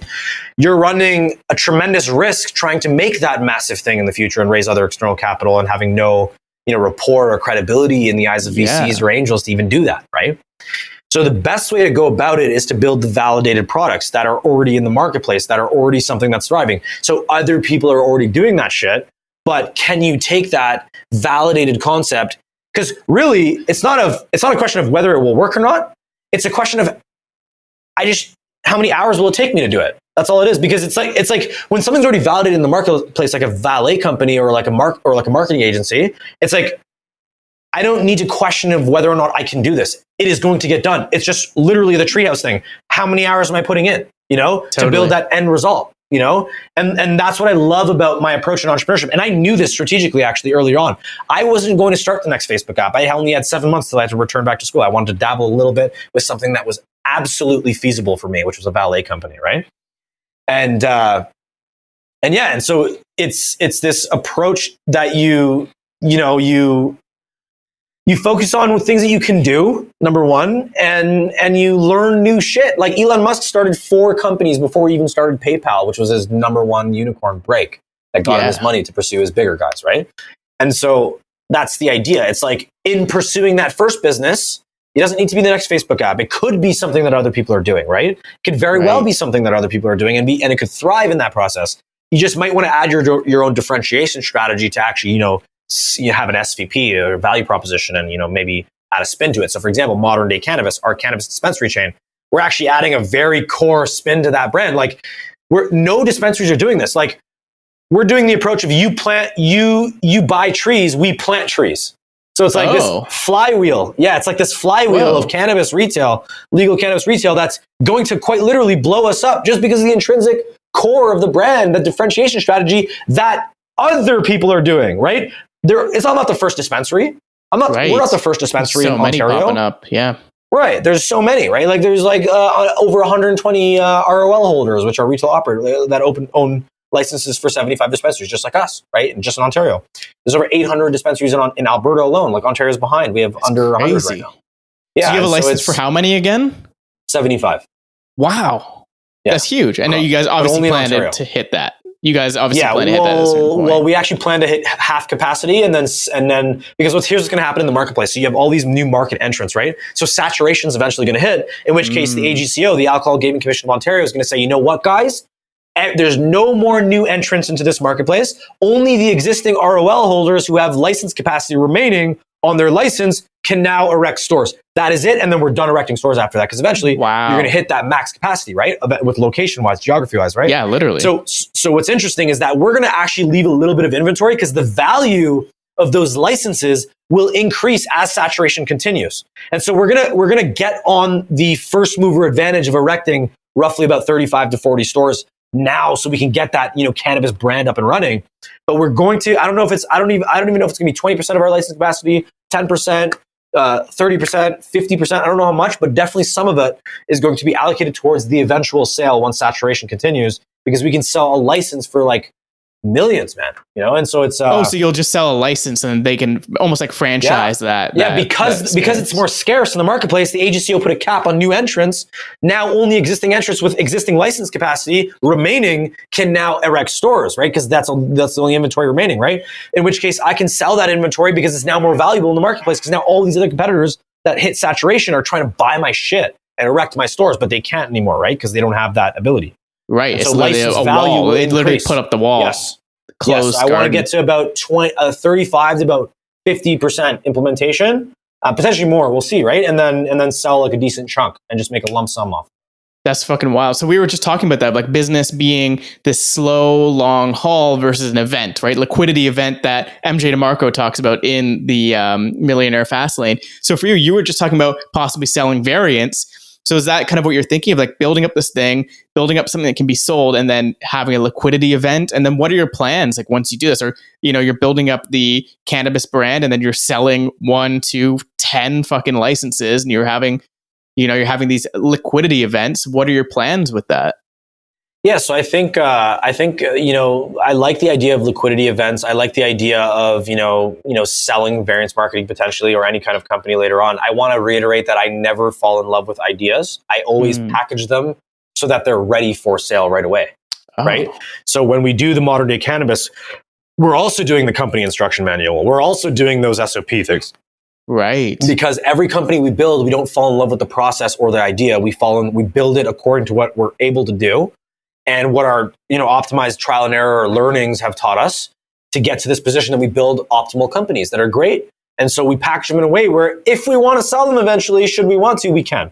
Right. But Is that to say that I want to sell Variance? No, I don't even think I want to sell Variance. Variance is definitely one of those flagship companies for me that is really close to my heart. It really allowed me to, first of all, get my mom in a new, Cadillac XT5 2021, for example. That's get awesome. me my new Beamer, get me, condo, like put my mom in like a nice condo, like get her like a new like life and help her, right? So I've already been taking steps towards giving back to her, and in multiple ways, because I attribute like pretty much, I would say 70% of my success to my mother, which is crazy. It's a large number. That's amazing, man. Yeah, man. And quite literally, she like, we come from a poor household, right? And I was hanging around with the wrong people growing up. She quite literally pulled me out of that scenario, made sure I never hung out with them, put me in private school where I was hanging around with the richest kids in Toronto. And I had this, and the reason why I'm so motivated and why I need to move mountains all the time, and why I want to always move the needle, it's because my whole middle school career, my whole high school career, that also, paid dividends into my university career was the consistent contrast I had in my life of life at home versus life external to home, of my friends driving BMWs at 16 when they got their G1 license, them, going ahead and having, cottages and the most beautiful lifestyles. And it was just that constant contrast of like, what do you want, this or that? What do you want, this or that? Every day faced with that. So she's the reason why I'm in that predicament.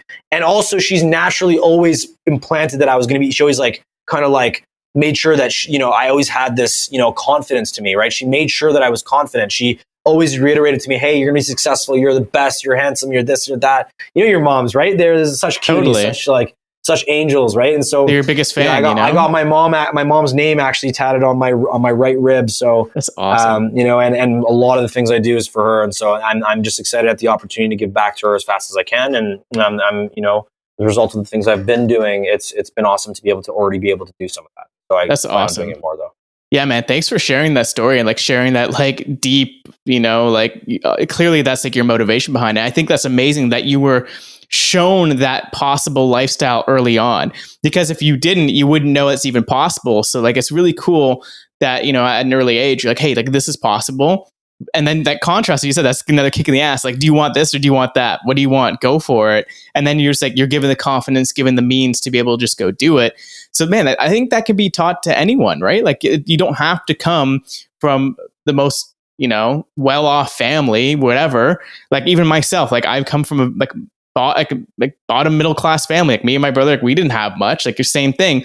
But it's like, for me, it was more on the creative side of like, hey, I want to build this thing. So maybe I need to have more that mindset of like building certain types of businesses that you can like detach from. So you have that, again, that monetary outcome of it is so you can have, it's an ends, right? Or sorry, it becomes a means to an end. It's a vehicle to obtain what you want in life.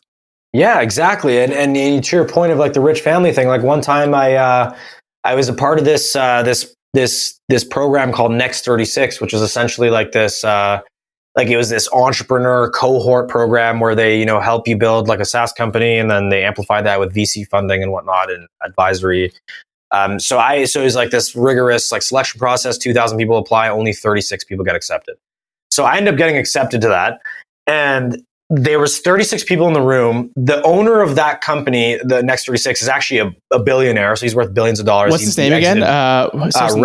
Reza. Dude, I went through the same program too. So we'll talk about this. Dude, that shit was insane. That weekend was fucked. Yeah. He mentally rapes you, right? Yeah, he mentally rapes you. Exactly. He just fucking tells you.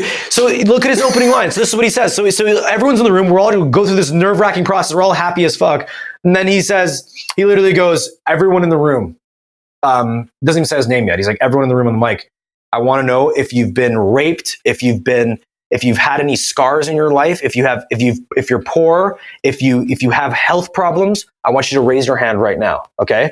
No one in the room raised their hand besides guess who? Your boy right here, Avi. I raised my hand. Okay. A few people start raising their hand after. He says, keep your hands raised. Okay. And then he basically said, the people that raise their hands in this room, okay, I want everyone else who didn't raise their hands to look at these people right now. I want you to know that these people are going to be the most successful in this entire room, just so you know. Just because they have a strategic advantage of being inadequate. That's what he said to me. And when I heard that, I was like, holy fuck. That hit me so fucking hard, bro. You have no idea. And then he started talking about his personal life. He started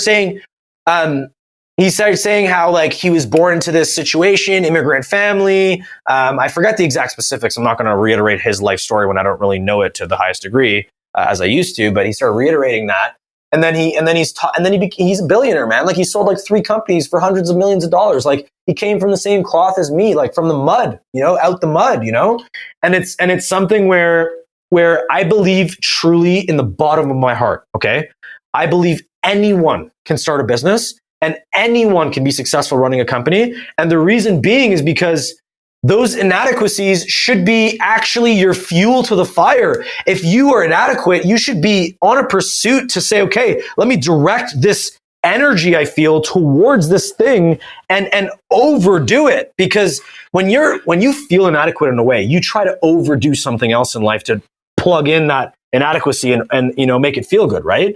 And so what you need to do you need to shape that not with cigarettes, alcohol, drugs, not with fucking stupidity, right? Video game addiction, whatever the addiction is. Yeah. Yes. It's psychology. You need to do it with your business, man. Yes. Put that energy, that built up scars in that scarred tissue. If you've been raped, if you have pedophilia, if you're a victim of pedophilia, if you've had, a poor family, if your mom died, if your dad died, if you have any health problems, if like there's any issues whatsoever, you need to direct those at your career. Because I promise you, I've done that for myself and it has paid dividends to a degree that I can't even fathom how grateful I am.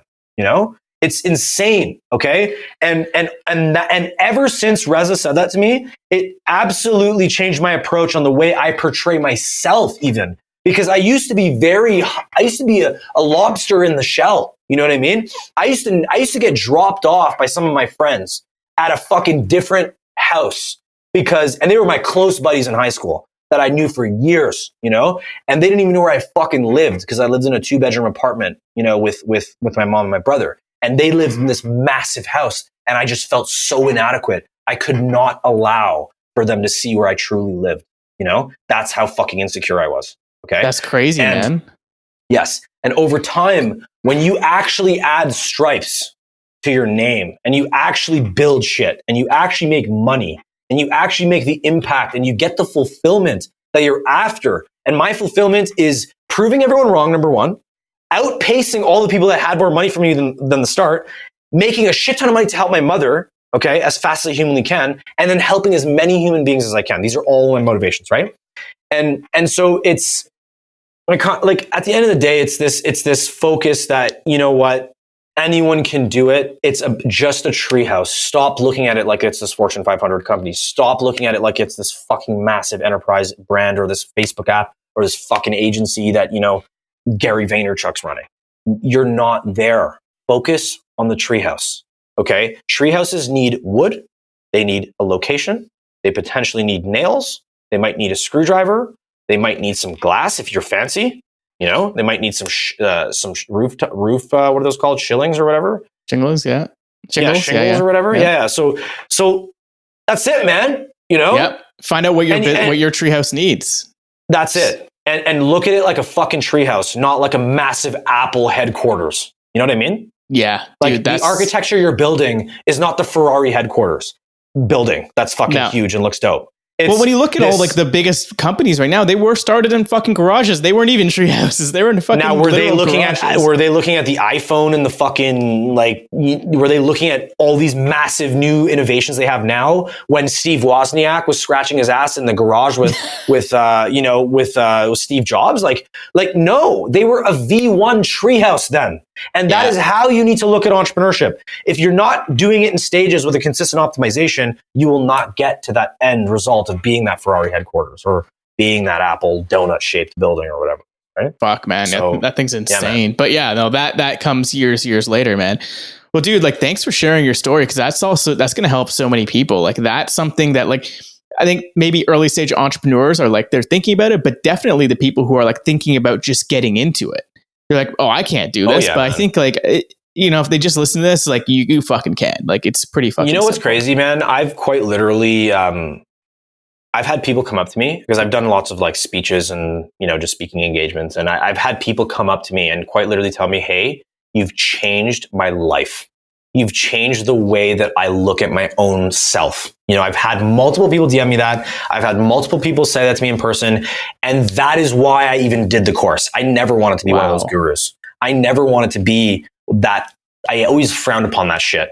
I don't know why. I just had a bad flavor in my internet mind. Business guru. Yeah. I just fucking hated it from day one. But the reason why I'm doing it is because I've actually gotten so many of these fulfilling emotions, okay, that are tied to these single events or single pieces of content or fucking anything that gets people to gain value and change their lives. You should see the look in the guy's face, man. That he gave me when he was like, man, you changed my life. I did not think that I would ever become an entrepreneur. I am highly involved in entrepreneurial activities right now. And I'm quite literally moving through the process very well because I break it down simply. I'm like, look, entrepreneurship is very simple. If you can work at an office, if you can work anywhere, you can work as an entrepreneur. It's very simple. You have a roadblock, you go to YouTube, you go to Google. If you don't find the information, you go to LinkedIn, you find the person that might have that information, ask them for a call, give them value first, get on a call, ask them the question. There's no fucking excuses. It is not like we're in a library, we need to sift through books and shit to find the answers. You have a search bar, my friend. There is no such thing as the answer doesn't exist because everyone is accessible and information is at its all-time high in terms of accessibility as well. And so I break that down very eloquently to people and they start to spark the real innate, thoughts of fuck, it might be actually easy, Look, everything's easy, man. It's people all there. overcomplicate it all. Yeah, man. And it's because of the viewpoint initially. They look at themselves like a Ferrari fucking headquarters. They think it's this massive thing they need to do. And they think they're also going to get quick wins and quick success. You don't get quick wins and quick success. That shit doesn't exist. Totally. You must work for a while and you must have the V1 approach of a treehouse. Dude, that's it. That's such a good fucking analogy. And that's the thing. People, like you said, people view themselves as a fucking Ferrari because they didn't have that view of themselves as being inadequate and whatever that means. Because they're the private school kids. They're fucking even worse. Honestly, just a middle school kid. Yeah, you'll be a doctor. Just get a good job. Holy fuck, man. And they're not going to go try something because they don't want to fail. They don't want to look stupid. They don't want to build something small. But just fucking do it. Just make that thing happen. No one's going to give a shit. Then it can be something later on, man. It doesn't. I love that. Matter. You just reminded me of. It's like when you have nothing to lose, there's only way to go is up. When you have everything to lose, the only way to go is down. When you're midway, it's like you're in that middle ground of like, I'm still confused if I should even go up, or like, you don't know, you know what I mean? Like there's still the opportunity to go up and down. So it's like, I feel like I'm actually in an advantage to be born into a place where the only way I can go is up. Yeah. Because I was more down to take risks. I gave no shits about what people thought. You know, I used to care a lot. I was very insecure in the beginning days, but over time, when you actually get these wins, these true wins, these real wins, you build this confidence that is unparalleled. Totally. And do you think like Reza unlocked something like that when he brought that back up? I think he was a pebble. I think he was one of those. I don't think it was Reza that unlocked it. I think it's a trail of pebbles in a linear. Yeah, it's a linear trail of pebbles. And Reza was definitely a larger rock than the other pebbles in that line. But you know, he's still another perfectly placed along that line. Yes. Yeah. So it's this, like I said, everything. There's no such thing as one-time events, in my opinion, that are like, you know, like I don't believe in like you know, I believe in optimization for everything. Like time is required for everything. You know, you either have time or money. If you don't have money, you only have time. In which case, you need to be allocating time into your business, right? When you have money, when you start to make money, now I can focus on modern day cannabis because I have a whole team. I have money to purchase a team and pay them and make sure they're well fed and all that. Right. And that's how you replace it. And to your point, that's how you can free up time and then eventually scale to more passive opportunities. And so, yeah. Dude, totally. So a couple of questions before you go. One is just like, I mean, you already brought so much fucking value literally to anyone who's thinking about being an entrepreneur, early stage entrepreneur, where people just kind of like, maybe they feel stuck, especially during this time of like, you know, COVID, we're in a huge paradigm shift. So you've already given so much advice. But what would you give as sort of like last piece of advice to entrepreneurs, to people building businesses? Just something, you know, especially now during this time of a big paradigm shift in the business cycles. What I would suggest is map out your process prior to COVID. Okay, map out your desired process with COVID taken in like accounted for. So these are separate processes. You might even want to do them on separate days. That way, your mind is like just completely different. And then what you want to do is you want to then have a session with yourself or your teammates, look over both processes. And your goal is really to build a hybrid of both.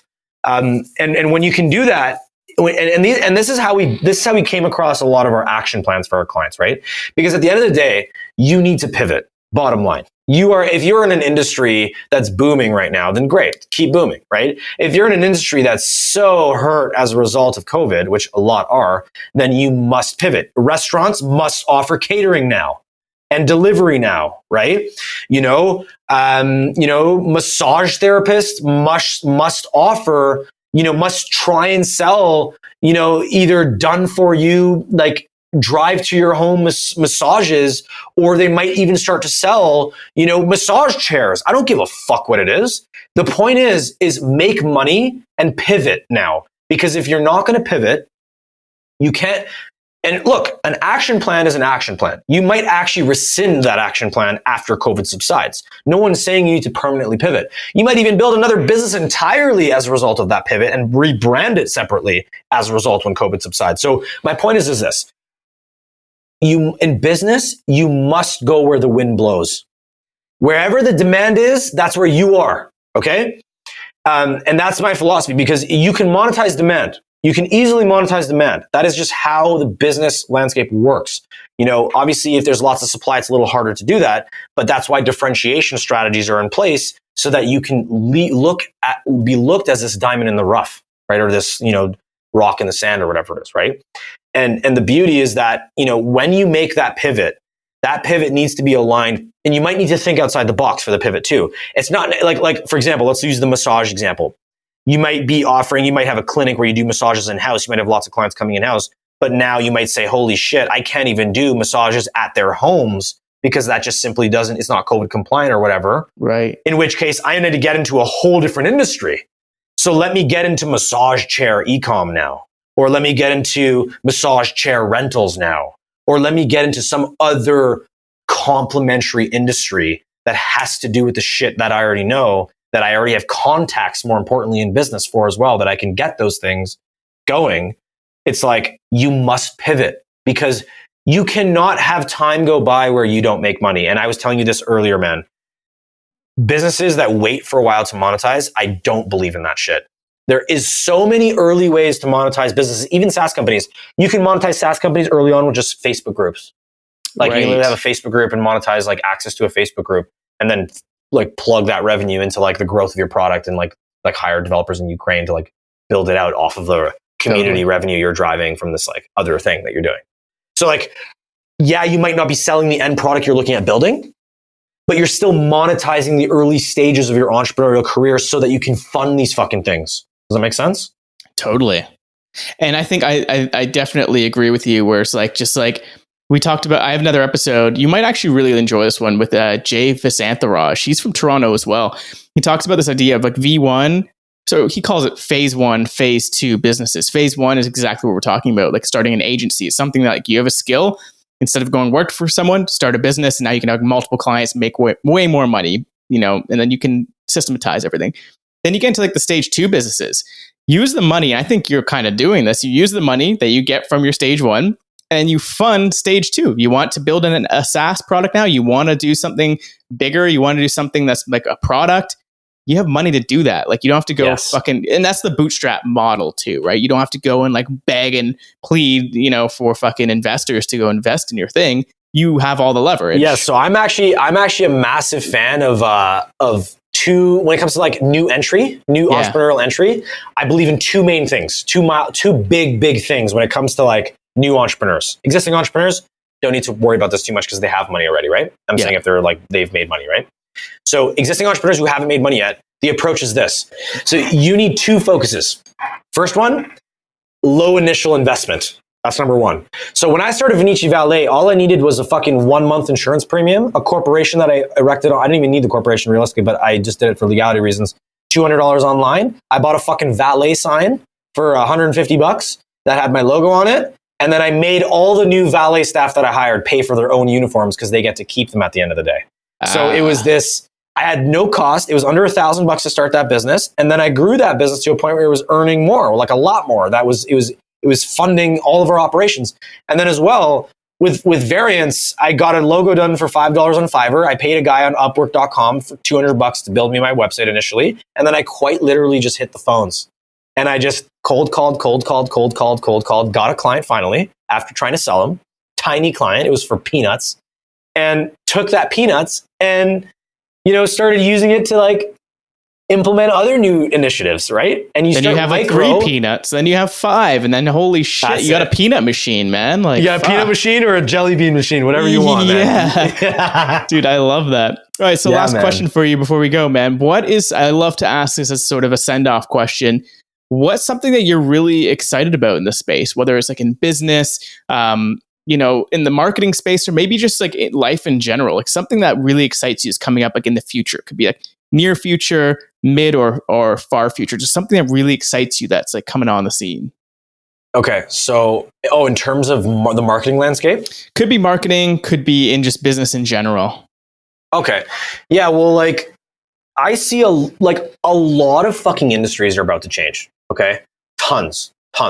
You have Facebook about to launch Libra, which is going to be like a coin-based platform that they're going to definitely implement upon Instagram, Facebook, where next time you want to book your barber appointment, you're going to go on your barber's IG page, you're going to click book an appointment, you're going to click the fucking time, you're going to confirm the slot, and then you're going to submit a payment via Facebook Libra. So I think a lot of these, first of all, crypto, I think is going to change the game for a lot of industries, number one.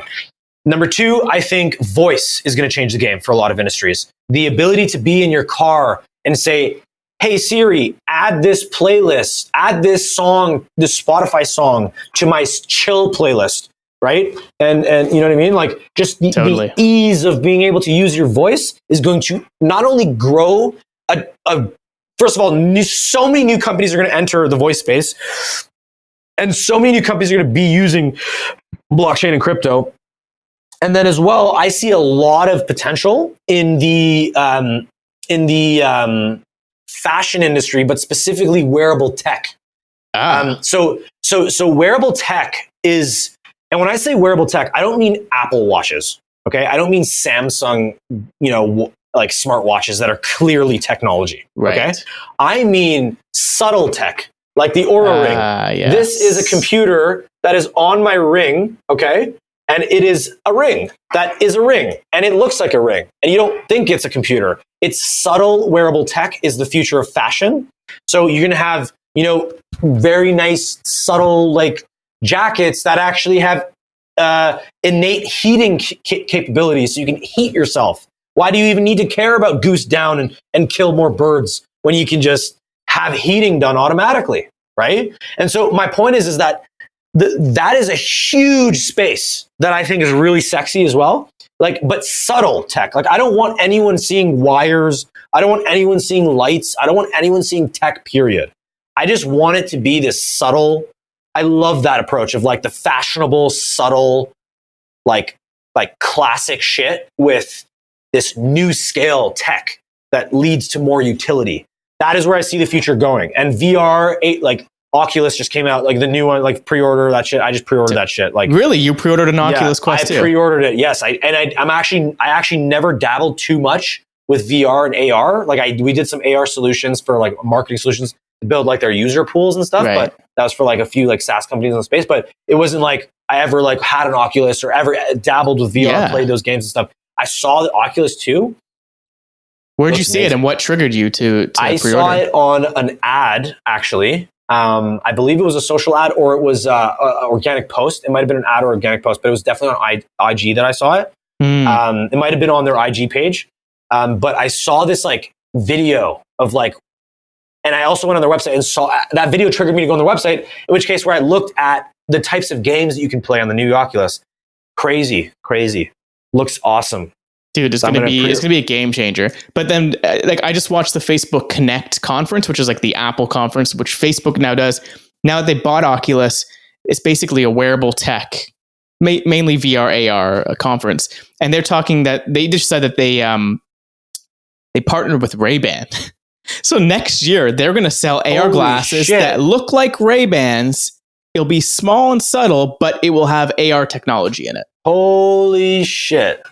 That's the coolest thing I think I've heard in the last 30 days. Right? Maybe 180, like maybe more, like, wow.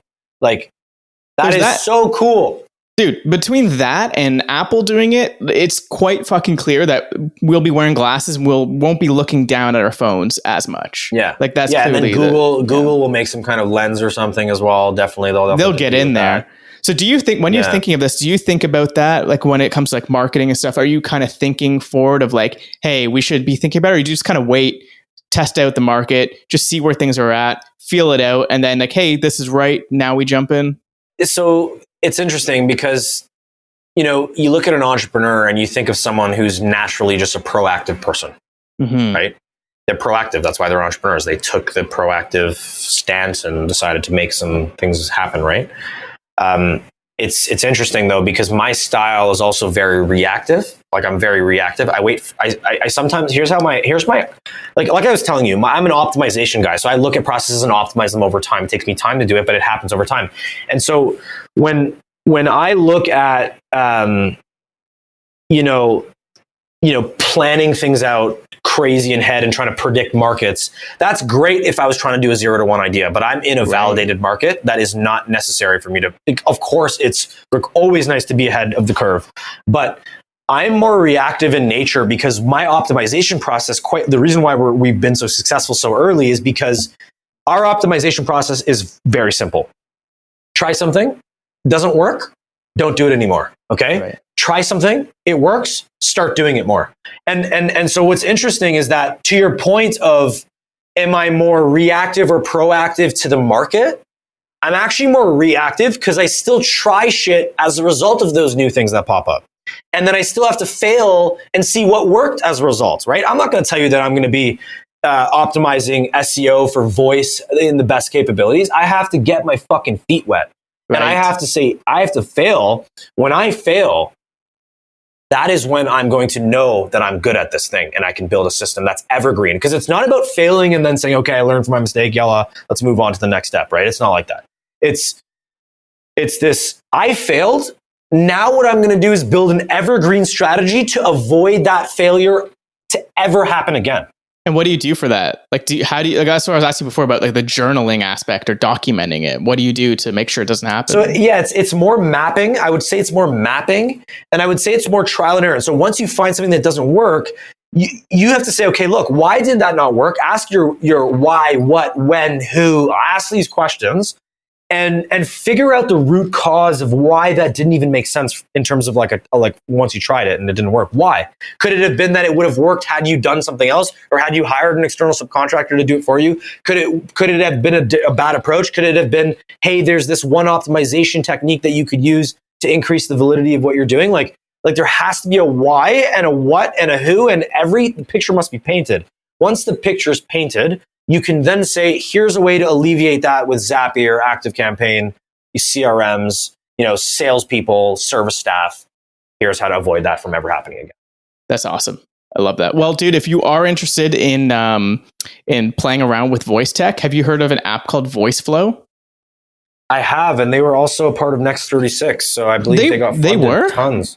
They were part of no fucking way. Yeah. They used to be called StoryFlow.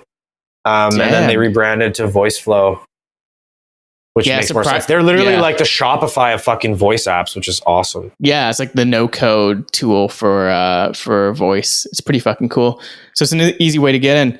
Well, Avi, man, this was awesome, man. This was a really, really fucking cool. Love to hear your story, man. Like I didn't even know most of that stuff about you, so it's really cool to really dive into your story.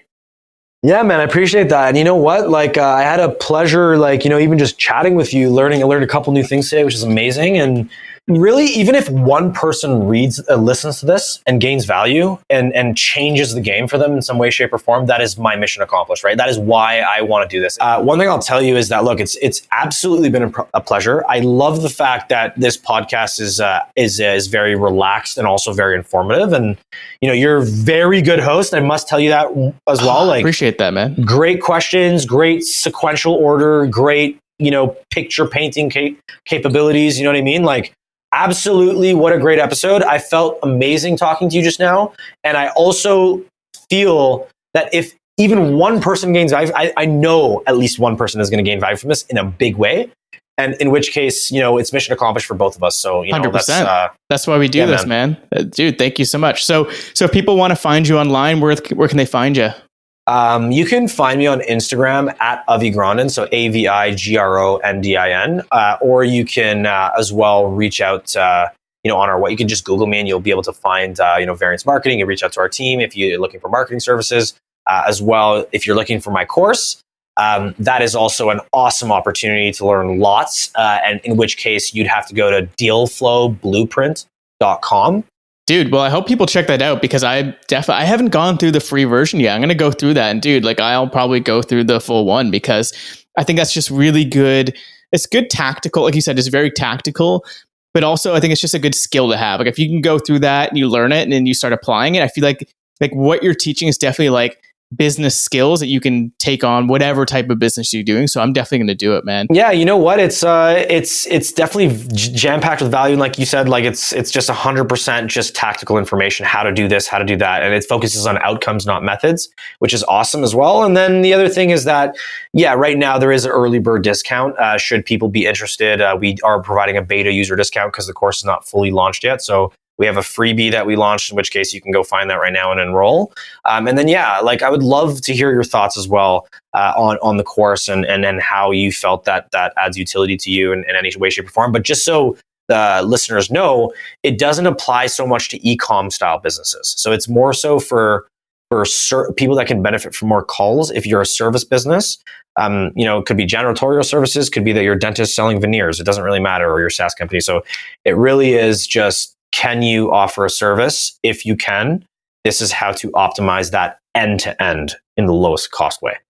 That's awesome, man. Well, Avi, thanks so much, man. Thanks for being on Meld. This was an absolute pleasure. This was an awesome conversation, man. Yeah, man. I really enjoyed it. I look forward to, watching more of your episodes. I'm really happy for you, man. In my culture, we say mazel tov.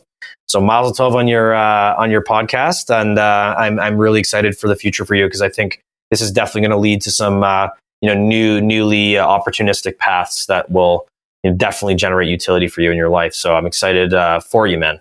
Awesome, man. I really appreciate that. Well, all right, everyone listening, thanks so much for tuning in, and have a good night, guys, or good morning if you're just waking up with this. Cheers.